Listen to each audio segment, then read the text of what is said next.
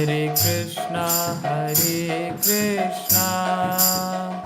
Krishna Krishna, Hare Hare, Hare Rama, Rama Rama, Hare Hare. Hare Krishna, Krishna Krishna, Hare Hare, Hare Rama, Rama Rama, Hare Hare. Hare Krishna, Krishna Krishna, Hare Hare, Hare Rama,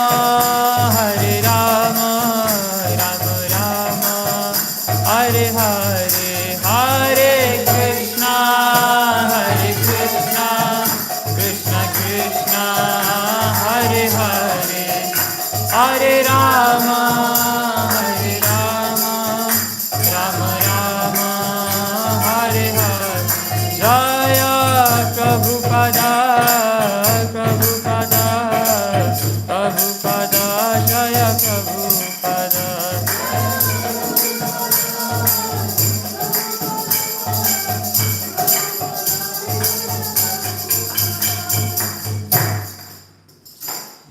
Srila Prabhupada ki jai, Grantaraj Srimad Bhagavatam ki, all the assembled devotees ki jai. Okay, so welcome to the Srimad Bhagavatam class today. Thank you so much for joining us. So, do we have invocations ready? Yes. Om Namo Bhagavate Vasudevaya.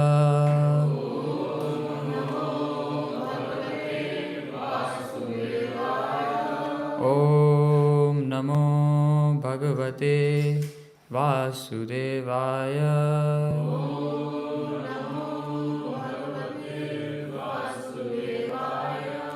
Om Namo Bhagavate Vasudevaya.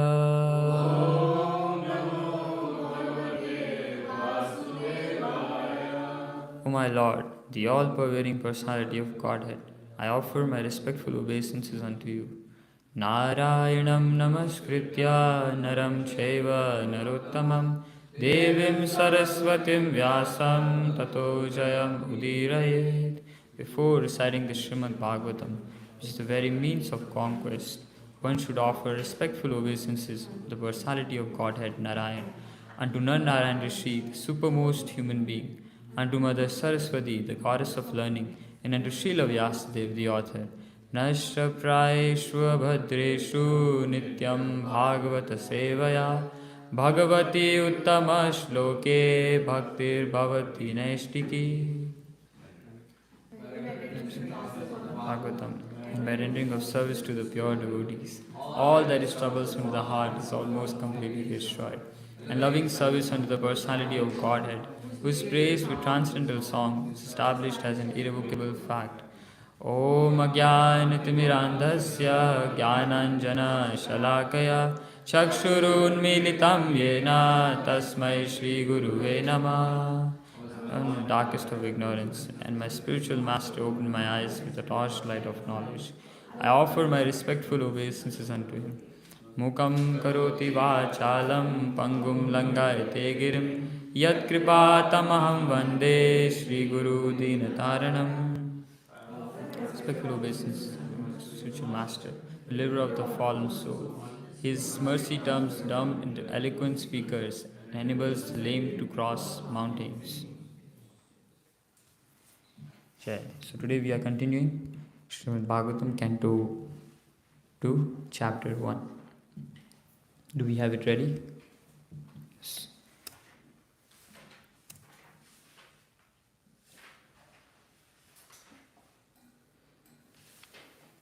So this is continuation of Shukdev Goswami answering the questions of Parishad Maharaj.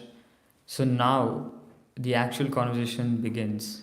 Until now, Parikshit Maharaj was asking questions. In Canto 1, Chapter 19, which is the last chapter, Parikshit Maharaj asked many questions. And one of the questions was, please let me know what a man should hear. What should be the subject? Chant, remember, and worship. And what he should not hear. So, what are the do's and don'ts? So then he asked this question, and then in response to this question, Sukdev Goswami is answering now. So we'll see what he answers. So we'll be reading from text 5. Ishan Prabhu.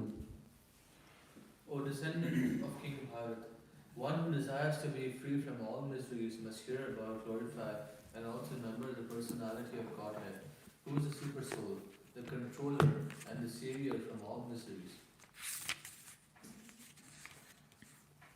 The highest perfection of human life achieved either by complete knowledge of matter and spirit, by practice the mystery power, or the perfect discharge of occupational duty, is to remember the personality of Godhead at the end of the life. O King Parikshit, we, the topmost transcendentalists who are above the regulated principles and restrictions, take pleasure in describing the glories of the Lord. Excellent. At the end of the Dwapar Yuga, I studied this great supplement of Vedic literature named Srimad Bhagavatam, which is equal to all the Vedas. From my father Srila Yasdev.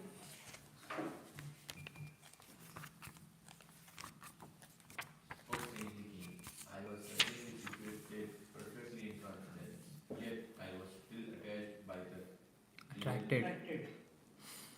I was still attracted by the delineation of the pastimes of the Lord, who is described by enlightened verses. That very Srimad Bhagavatam I shall recite before you, because you are the most sincere devotee of Lord Krishna. One who gives full attention and respect to hearing Srimad Bhagavatam achieves unflinching faith in the Supreme Lord, the giver of salvation. Chai. So we'll be focusing on verse 6.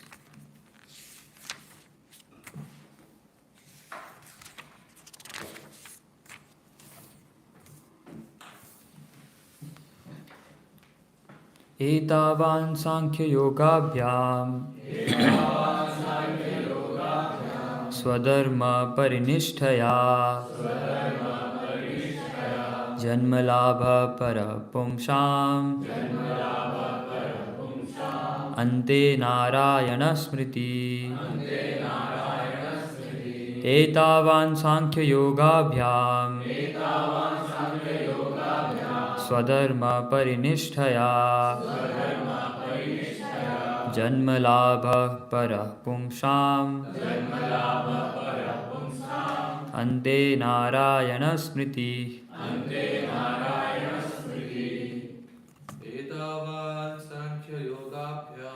एतावान् साङ्ख्ययोगाभ्याम् सर्वधर्म परिनिष्ठया जन्मलाभ परपुंसाम् अन्ते नारायण स्मृति एतावान् साङ्ख्ययोगाभ्याम् स्वधर्म परिनिष्ठया जन्मलाभः परपुंसाम्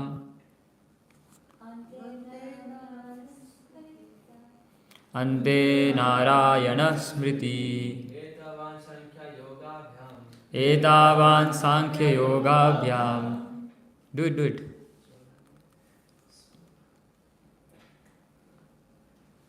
स्वधर्म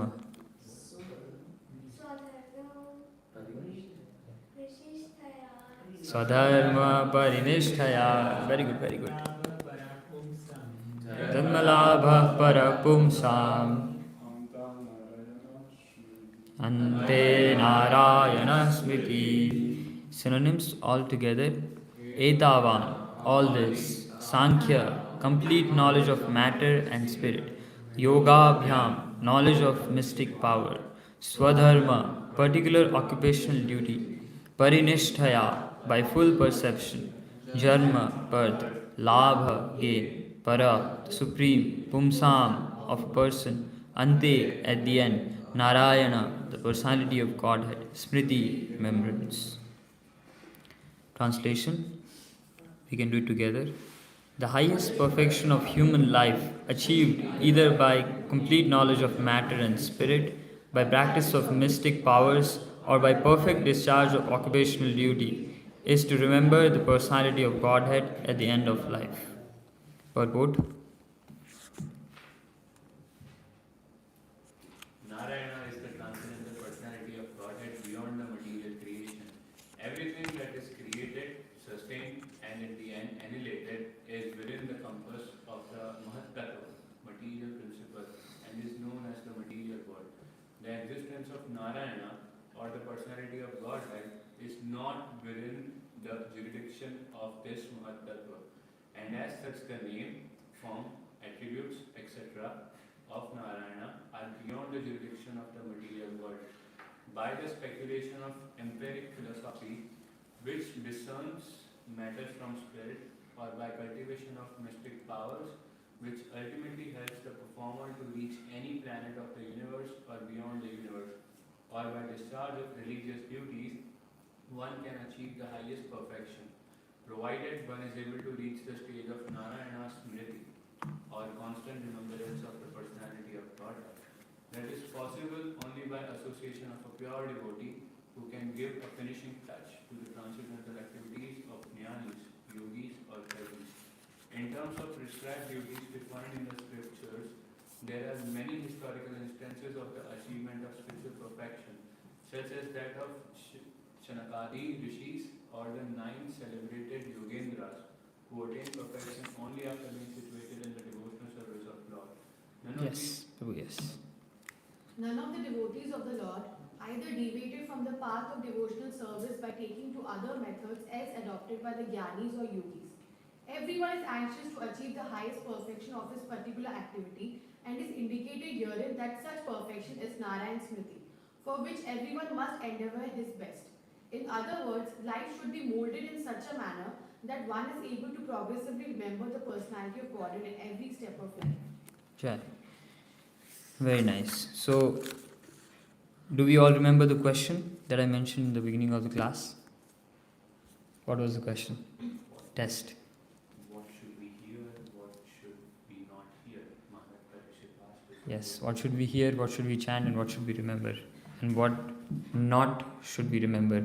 So, the not part was discussed yesterday very beautifully by Padmana and Prabhu. That what are the don'ts? Now we'll focus on the do's. And here Shukdev Goswami is describing that very simply and very beautifully, that the end goal is Ante Narayana Smriti. Okay, that is our end goal. That sometimes we feel like most important thing, it should be complicated. If it's not complicated, if it's not very complex, if it's not bewildering our mind, then it's not the truth. But that's not true here. If we see, is it not simple what Sukdev Goswami is saying, that okay, this is the end goal of life, Ante Narayana Smriti. Very, very easy, very simple, right? But it's not very easy as it sounds. Now, it was very interesting when we were reading purport, Srila Prabhupada, what do we understand by Ante Narayana Smriti? If I ask you, what is it meant by Ante Narayana Smriti? What do you understand? What should we think at the end, right? Ante, end. But what Prabhupada is describing here is, yes, right? He is saying that constant remembrance of the personality of Godhead. So, when I first came into contact with Krishna consciousness and I got to know that, okay, this is the end goal, that at the end you have to remember Krishna, right? That is the end goal. It's very simple. I was like, okay, enjoy life, and then at the end you remember Krishna. It's done deal, right? It's simple. And we also have example. Who? Ajamil. You know, it's like, people, they have done in past also, you can do it now also. That all your life you enjoy, you do whatever you want, and at the end you just remember Narayan. Okay, finish. And then, so my perception of this verse or this understanding changed so much. It went from one, and I'll try to elaborate a little bit on every one of them. So then this understanding, what do you think about this understanding, that okay, all your life you enjoy, and at the end you remember the Lord? Is it not reasonable? Best of the both world. You get to enjoy the material world also, and you get to go to the spiritual world also. What do you think? Yes, no, something? Yes? Yes. Okay, very nice. This is completely wrong. So, Prabhupada says that you cannot put two legs in two different boats. It's either material life or it's spiritual life. And Ajamil's case was an exception. And in scriptures there are some pastimes which are specifically meant to teach us something. And the pastime of Ajamil was not to teach us that, okay, you enjoy the material life and still you can get liberation. No. That was not the essence or lesson behind that pastime. The lesson behind the pastime was that how merciful the Lord is, how merciful the name of the Lord is, how merciful Harinam is. That even if you chant it in Namabhas, still you get benefit, still you will not degrade to hell. You will get a second chance. Not a lot of people, including myself, I didn't know that there's more to the story. It was not that Ajamil got liberation right after he chanted Narayan and the Vishnudutas came and they saved him from Yamdutas. No.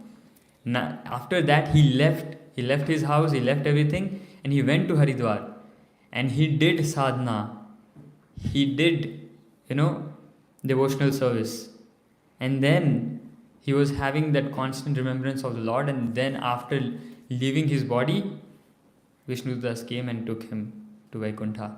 So that is the full story. So the first conception is completely wrong, that okay, best of the both world, enjoy, and then at the end you will have Narayana Smriti. After that I went to the other extreme. That was like, okay, death is very difficult, because I saw people dying, and I was like, to remember the Lord in this particular moment, it's impossible. Forget about it. I will not, at least I will not be able to do it. Okay. And I used to ask these questions to many, many, many devotees, like, but Prabhu, it's very difficult at the time of death. I've also heard that, I don't know how many scorpions, thousands of scorpions bite you at the same time. It's that kind of excruciating pain, and your throat is filled with mucus. And then you're not able to breathe. You're surrounded by your relatives. They are crying. So, and then you are in constant fear of losing everything that you have, relationships, material possessions, everything. And at the end, in this kind of situation, how is it possible to remember Narayan or Krishna? So then I was in fear. I was like, this is not possible. This, at least not for me. I'll not be able to do it. What do you guys think? Is it not difficult to remember at the end of life? Not easy. Mm-hmm. I've heard in one of a class, like very enjoyable, he said like, if you keep on serving Krishna throughout your life, you don't have to worry what happens at the end. We are going there. Don't spoil my script. Yes. So we'll go there. But what do you think? Is it not difficult to remember the Lord at the time of death in this particular situation? If I tell you, okay, close your eyes and imagine yourself. No, not. I will not do that.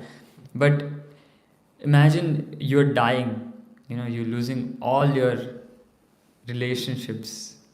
How much of pain is that? Mental pain and bodily pain. Like, you don't even know from where pain is emanating. All your body parts are paining, and then the soul is. It is said that for a materialist, because they are too attached to their body, the Yamadutas, they have a pash, Yamapash. So they put the pash and they pull the soul out. It's very painful because the soul is not wanting to leave the body. So they have to literally pull the soul out. And it's very painful. So if we are in that situation, then is it possible to remember Narayan? I don't think so. At least not for me. So then again, I heard devotees saying, yes, you want to say something? Is it possible that if you are thinking of him or thinking of God, that you don't feel the pain and you don't feel the loss? Yes. So we are coming there. So now I again heard from devotees that when all your life is devoted to serving Krishna, all your life is devoted to chanting the names of Krishna, all your life is devoted to hearing Srimad Bhagavatam, what happens is you don't have to worry about this. You don't have to worry about all this. Even if you cannot remember Krishna, Krishna will remember you. So then I was relieved. Okay, I was like, I have to do my part, and this thing is out of my list. Okay, I don't have to remember Krishna. Krishna will remember me. What I have to do is remember Krishna when I can. That is right now. So if we put time, energy, and everything in remembering Krishna right now, when we have the energy, when we have the consciousness, when we are, at least what I see from outside is that we are living a normal life where we don't have so much of trouble. Everyone has troubles, it's a material world, but still reasonably good life we have. Like, we don't, it's not the amount of pain that we can experience at the time of death. So in this situation, if we try to remember Krishna, if we try to serve him, then he will take care of everything. So yes, and it's beautifully described that, is this the goal of just devotees to remember Krishna or to remember Narayan? Sukadeva Goswami is saying no. Everyone, he is saying, to go back to the verse, Etavan Sankhya Yoga Abhyam. So the purpose of Sankhya Yoga, what is Sankhya Yoga? Is metaphysics. I was listening to lecture of Srila Prabhupada. He's like, Sankhya Yoga is metaphysics, where you study one subject matter and you break down to the point of atoms. So you break down and you see, okay, what is it made up of? Okay, if we react this element with this, how will it react? Basically what scientists are doing, they're trying to break down the subject matter and completely understand. People do PhD, like they study 20 years on just one atom or one element, particular element. Can you imagine? So they do that. Now, in this regard, Prabhupada tells a beautiful or funny story. He says, so there was once a wealthy businessman, scientist, very accomplished personality in the material world, right?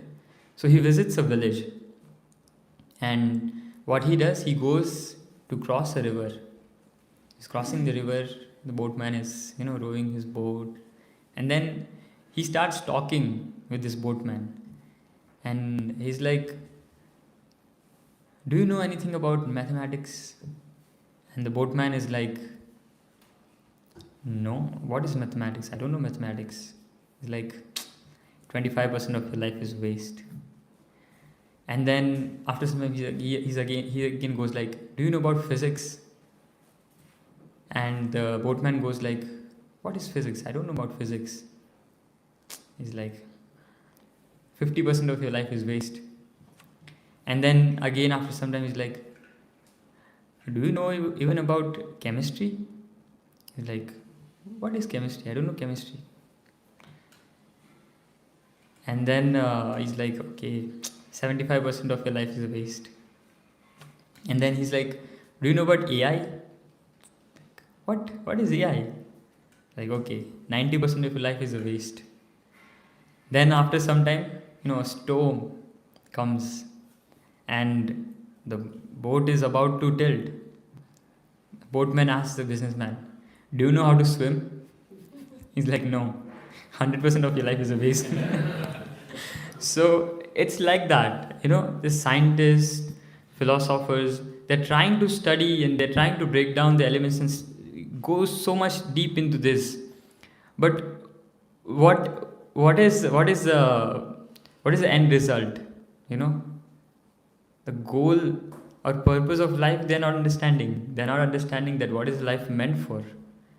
What is the end goal? Like Parikshit Maharaj, see how intelligent and see what is his level. He's asking main questions of life. What should be the duty of everyone? And then he asks, what should a person who is going to die in 7 days do? What is the best thing he can do? And then he asks, okay, what one should hear, what one should not hear. You see the questions of Parikshit Maharaj, amazing questions. And then Sukdev Goswami, when he starts this canto, he actually starts by praising those questions. That these questions, he says, these questions will not only benefit you, but this will benefit the entire humanity. These questions are so profound, so good that it can benefit the entire humanity. So here we also see the importance of asking, intelligent questions. Our dear Vaishika Prabhu, who is going to be here in some days, he has also written a full book, the 4 questions, right? Just on this subject matter, the subject matter of questions, like how important questions are. So now we'll also try to discuss that why Srimad Bhagavatam, why should we study Srimad Bhagavatam? Now we'll start with, okay, I bluntly said that the scientists and these philosophers, they're just wasting their time. Now this was beautifully described on what subject matter should we study. So yesterday I was listening to a class by S.V. Keshava Swami Maharaj, and he was talking about this. And then when I was researching about something, I also found it the same thing in this book called Basics of Bhagavad Gita. So we'll try to look into that. I hope I find it.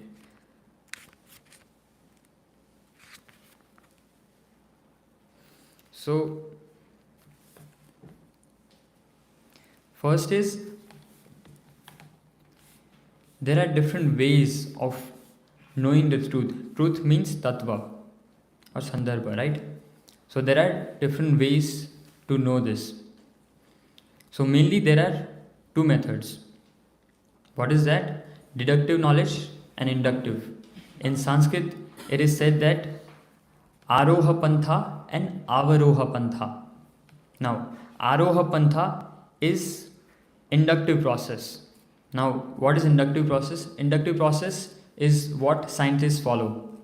They go from down to up.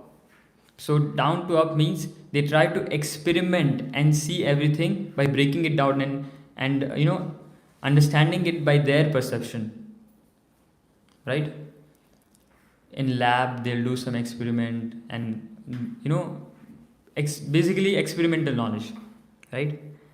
And then example can be given. If you want to find who is your father, You will go to a laboratory, you'll do DNA test, you'll match your DNA with another person's DNA, and if you see it matches, then that is your father. Okay, this is inductive process.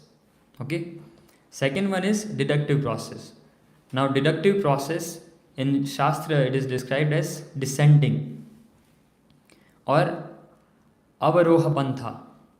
Avaroha pantha, example of this can be given same context. If a man wants to find who is their father, then what he will do, he'll go and ask mother.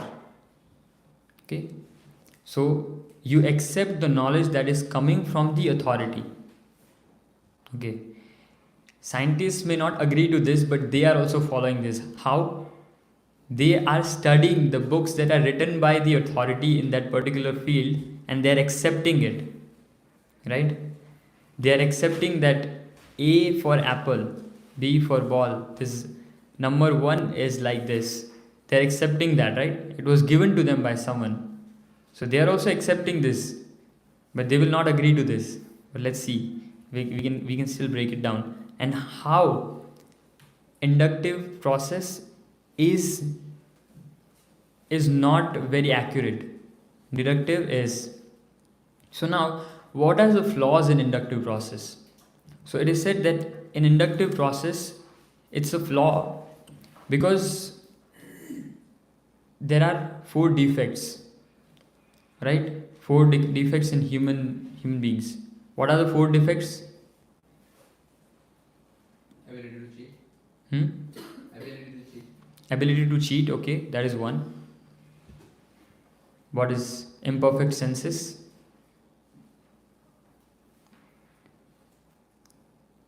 No? Attachment, no. So it is said that we all have 4 kind of defects. So first is imperfect senses, being illusioned, ability to cheat, and the last one is tendency to commit mistakes. So because of this 4, whatever knowledge that we can acquire through senses will remain imperfect, and whatever material objects that we create through these senses will also be imperfect because our senses are imperfect. Do we agree to this? Right? Now, and in this also, there are three ways you can, before we jump into this inductive and deductive, in that also there are 3 ways you can understand any subject matter. That is pratyaksha, anuman, and shabda. So pratyaksha means what you see through your senses, pratyaksha, right? Anuman is when you contemplate on something. Anuman, you are thinking of something. For example, you hear a big or a loud noise of something breaking. So then you'll immediately think, oh, maybe the glass vase in the next door has broken. But this is what you are thinking. This is not what you're seeing. So this is second. And third one is shabda. You believing in something that is being said to you by authority. For example, how many of us have been to China? No one? Okay. But we do know there's a place called China. We also know, okay, we have seen or we have heard that what type of houses they have. And we believe that there is a place called China. Why? Because we have heard it from the particular authority that has given us that knowledge. So we believe in that. Like that, we believe many things. Whatever we hear. So that is Shabda. So now, our scriptures, they also fall in this Shabda. So we all believe that, okay, Shabda is a way to go. Shabda is what we should believe in. Now, in Shabda also there are, what should you hear from? Shabda can be material, can be non-material. There can be material subjects, then there can be non-material subjects. Now, material subjects, we were saying that, okay, yes, scientists, they break down atoms. And now I would also like to think about this, like what is the material subjects focus on? What are they trying to achieve? Okay, you see all the scientific research, all of what they are doing. What is their goal? What they are doing, a lot of inventions, they're bringing in different products. What are they trying to do? Sense of control. Sense of control. I would also say they are trying to increase the comfort level, or they are trying to make things easy, for the body. That is their goal. And from this, we can also conclude that they are not thinking of beyond this body. They want to stay comfortable in this body while they have this body. And all their plans revolve around this. They want to. So, based on our understanding, we know that there's something more than body. So we can reject material and go to spiritual part. Now, what spiritual subject matter is talking about the actual self, that is soul, and it's talking about beyond body. It's talking about ultimate goal. What should be our purpose? What should be our ultimate goal? What should we aim for? Right? So then we can accept spiritual. Now in spiritual also there are Vedas, right? There are Upanishads, there are Puranas, there are Itihasas. Now what should we accept? There's Vedanta. If you ask an impersonalist, they will say definitely Vedanta. Why? Because Vedanta is end of Vedas. End of Vedas means that is the essence. So you should accept that. Right? Any points on that? Why we should not accept Vedanta?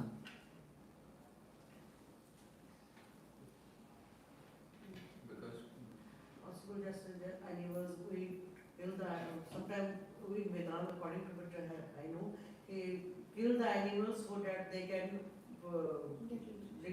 gain another life, or Yes. a better life. Mm-hmm. So that they have accepted the animal, whatever we give them to come, this cut of animals sometimes. Yes, that is there in Vedas. That is there in Vedanta. Not necessarily deals with sacrifice of animals, but why we should go beyond this? because we have Bhagavatam. Very good, but how will you?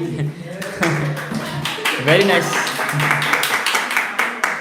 Because we have Bhagavatam. Very nice answer. But how will you explain this to someone who doesn't know this? How will you explain this to Mayavadi? Actually, Mahaprabhu had debate about this. Mahaprabhu and Prakashananda Saraswati, I think. Prabodhananda Saraswati. He was the Mayavadi sannyasi.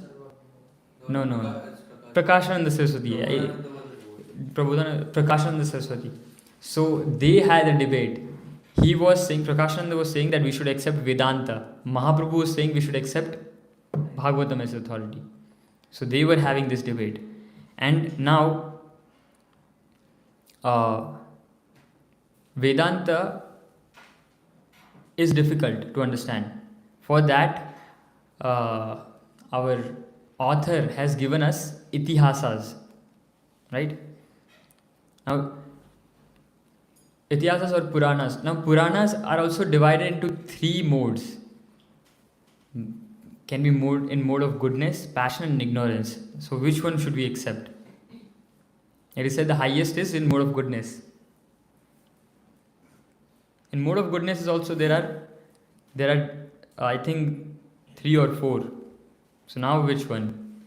So then it is said that you should see a few things. If it's detailed, if it's accessible, if it's intimate, and if it has beauty. So if you measure all this, you'll find that Srimad Bhagavatam is the only one that qualifies. And Why it also qualifies? Because the author himself has said, you know, when he wrote all this, he gave all the Vedas, Puranas, Itihasas.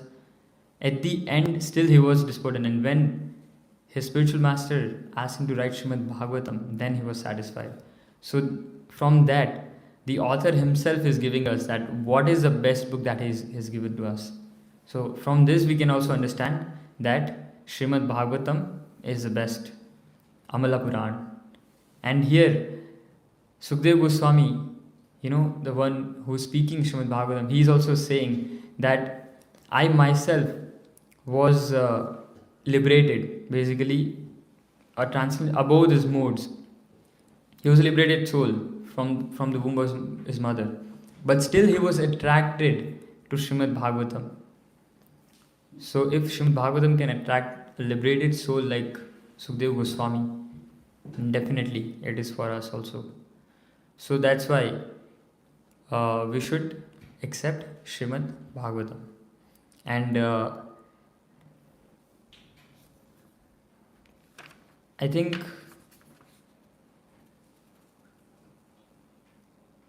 yes, and Bhagavad Gita is also called the fifth Veda.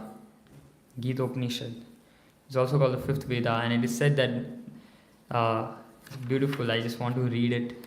I don't want to speculate.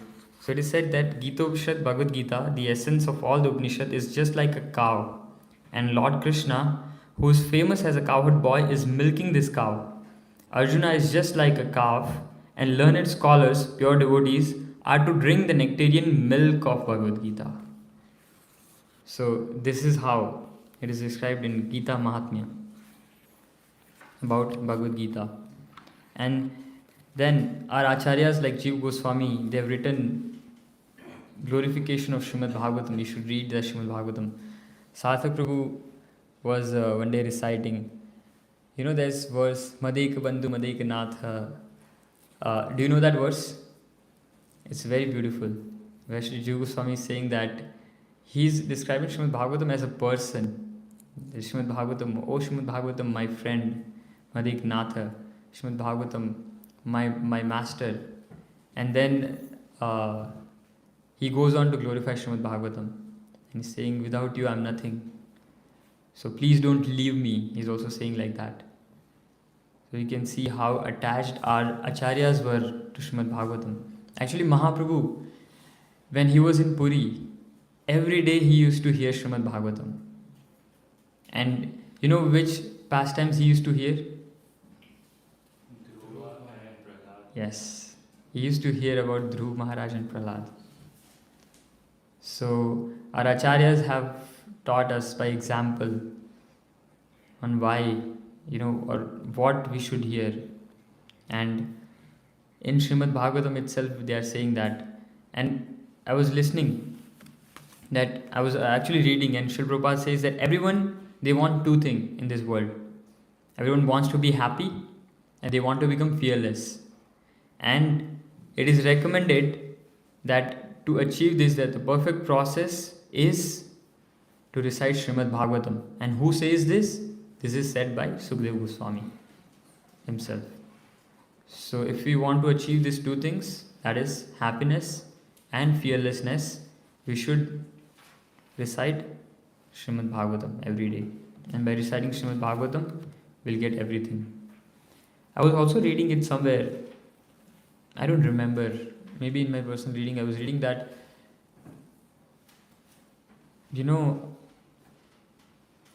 we have to come to the point of Shuddha Bhakti. And how that will happen? By chanting Shuddha Naam, right?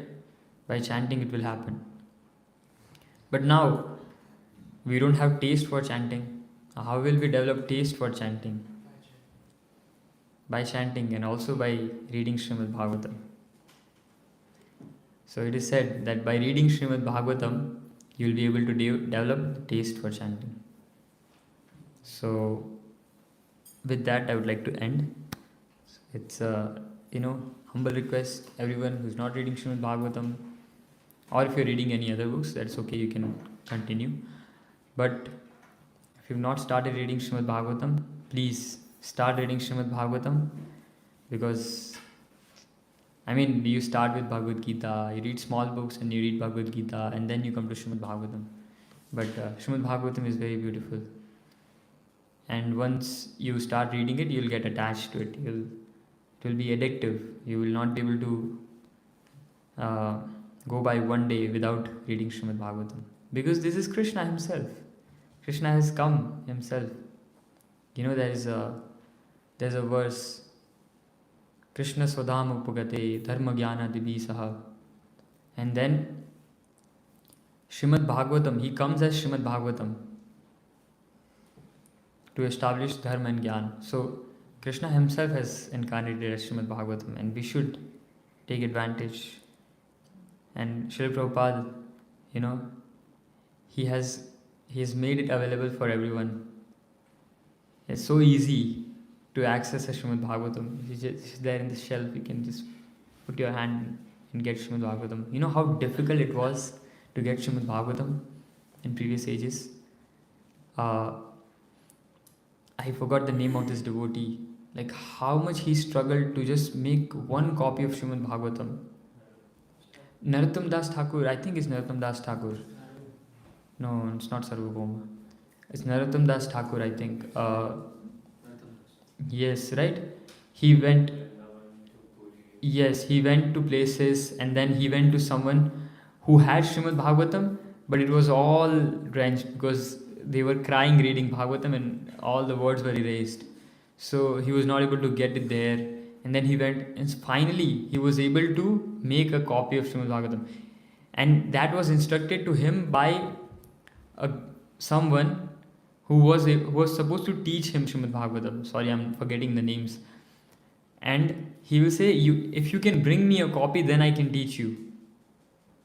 Right? So he went to places, he was not. At the end, when he came with copy, that person left their body. And it was so difficult for them to make one copy. And now we are so fortunate that very easily we have Srimad Bhagavatam available because of Srila Prabhupada's mercy. And Srila Prabhupada, he has himself said that this purport, this Bhaktivedanta purport, these are my ecstasies, these are my personal ecstasies. So Srila Prabhupada has put everything in Srimad Bhagavatam. His time, his energy, his love, even his ecstasies. And Srila Prabhupada used to read his own Srimad Bhagavatam. Why would an author read his own books?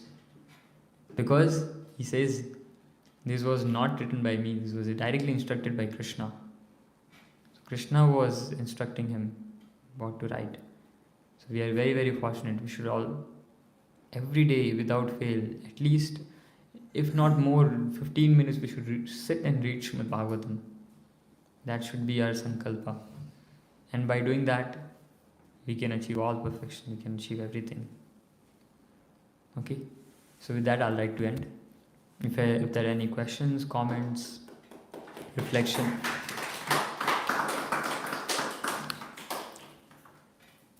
Okay, we can... Sure, yes, go ahead. I was like, we can end the recording.